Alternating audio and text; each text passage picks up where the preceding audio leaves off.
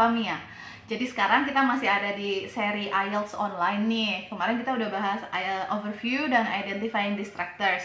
Sekarang kita akan masuk ke type of questions. Type of question yang akan dibahas kali ini itu adalah completions. Nah, jadi kita ada forms, notes, charts, completion. Seperti yang udah dibahas di video pertama, kita akan selalu punya silabus. Jadi kita tahu untuk keep track sampai mana sih kita sebenarnya nih sekarang, itu mempermudah banget. Jadi silabus yang sekarang adalah yang ini. Kita udah ada di listening 2, yaitu forms, notes, charts, completion. Berikut-berikutnya masih listening juga 2 video lagi, soal-soalnya juga berbeda. Oke. Nah, kita bahas dulu nih common questions yang di IELTS kemarin, masih ingat nggak? Yaitu multiple choices, matching, completions, labeling, dan short answer questions. Nah, completions ini saya gabung aja jadi completion semua karena memang ada banyak banget ya, termasuk summary completions, itu juga ada di masuknya semua completions, makanya saya compile aja jadi completions doang. Buat yang masih bertanya-tanya nih, kayak gimana sih maksudnya soal forms, notes, charts, summary completions? Ini adalah contoh-contohnya. Nah, ini adalah contoh dari form completion. Jadi biasanya form completion itu ada di soal pertama di IELTS listening. Biasanya ya, most likely adalah soal paling awal. Nah, di sini kita mesti hati-hati sama spelling.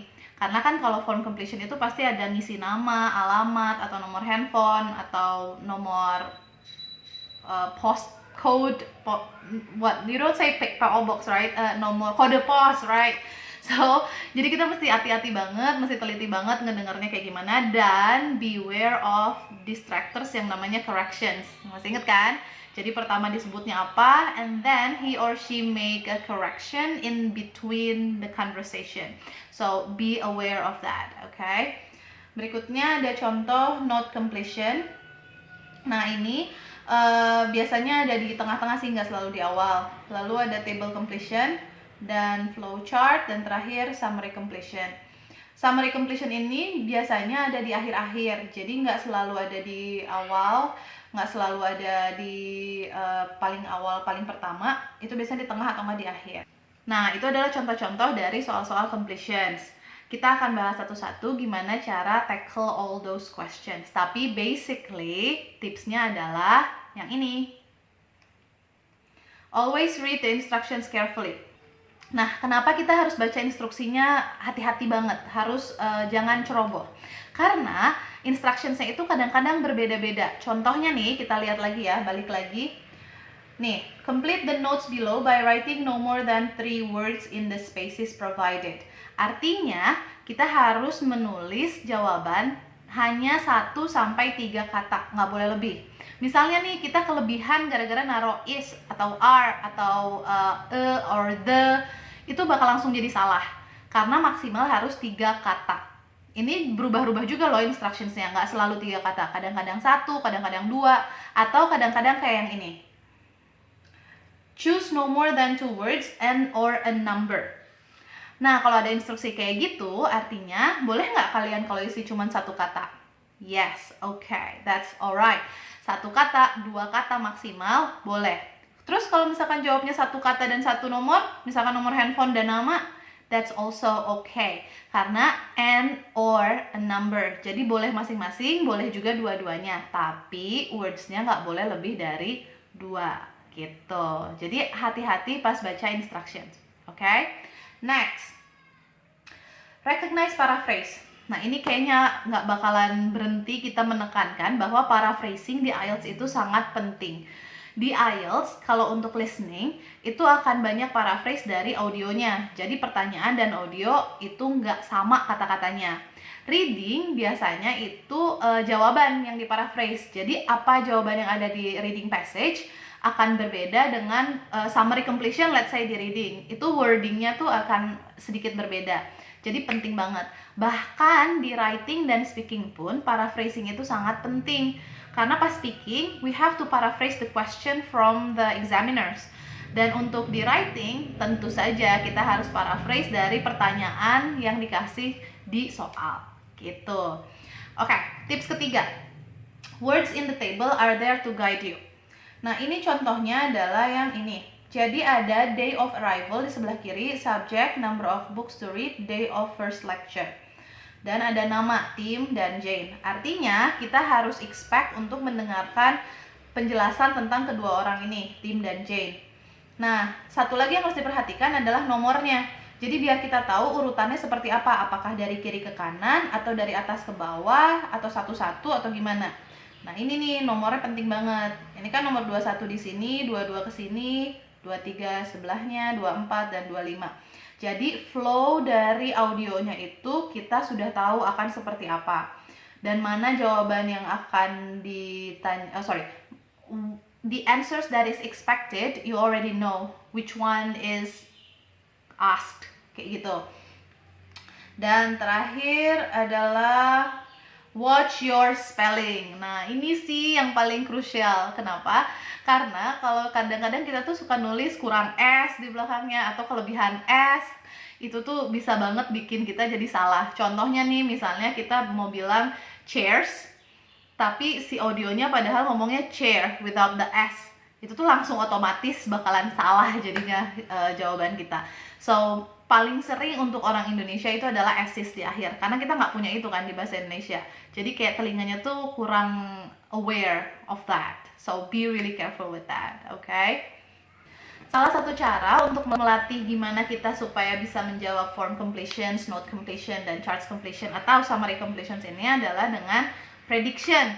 Prediction ini sebetulnya soft skill kita buat kita tahu apa sih yang diharapkan untuk ditaruh sebagai jawaban di pertanyaan tersebut. Nah ini tuh penting banget supaya kita bisa memprediksi jenis kata yang ditunggu oleh kita. Terus kayak kemarin tuh ada kayak dates, oh berarti kita mau dengerin numbers nih, atau enggak days, oh berarti hari, kayak gitu. Itu tuh prediction tuh penting banget untuk di IELTS. Pada saat nanti tes IELTS, memang kita nggak akan secara conscious atau secara sadar kita memprediksi, tapi kalau udah sering latihan, subconsciously we are going to do that, and it will actually help us in having the IELTS test or in answering the listening IELTS questions. Contohnya nih adalah activity yang ini. Nah, di nomor 1 sampai 13, ini sebetulnya nomornya sampai 20, tapi ini saya cut karena terlalu panjang. Jadi dari nomor 1 sampai 13 ini adalah script yang dikatakan atau yang diucapkan oleh beberapa orang di beberapa tempat spesifik. Contohnya, you have a cavity. Nah, kira-kira kalau kita tuh ngedenger script you have a cavity itu tempatnya di mana? Nah, ini pilih nih jawabannya dari antara A sampai T. Itu kira-kira di mana? Well, karena cavity itu adalah lubang di gigi, otomatis kita akan mendengar itu di a dentist practice. Do we have that? Dental office. So that's going to be the answer. Ini tuh sangat membantu banget buat student supaya bisa predicting kira-kira ini orangnya di mana ya, terus kira-kira hubungan antara satu pembicara dengan pembicara lain apa. Itu tuh sangat membantu buat mengerti konteks dari listening tersebut. Nah, terus praktis berikutnya adalah ini. Masih tentang predicting, tapi lebih ke types of words.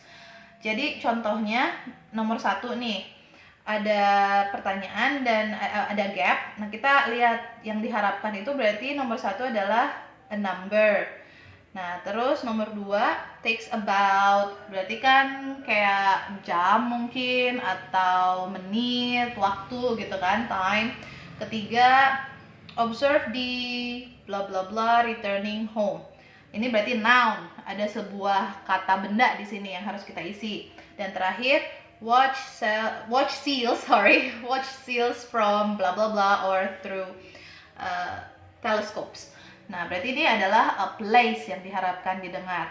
Jadi, kalau kita udah prediksi seperti tadi, si murid itu akan udah siap-siap nih, atau kita nih sebagai test taker, kita udah siap-siap pengen ngedengerin hal-hal tersebut.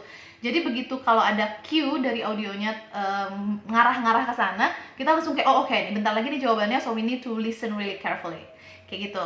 Ini harus sering dipraktis, harus sering dilatih, supaya nanti pada saat tes itu, we do it subconsciously. Okay? So we don't waste our time.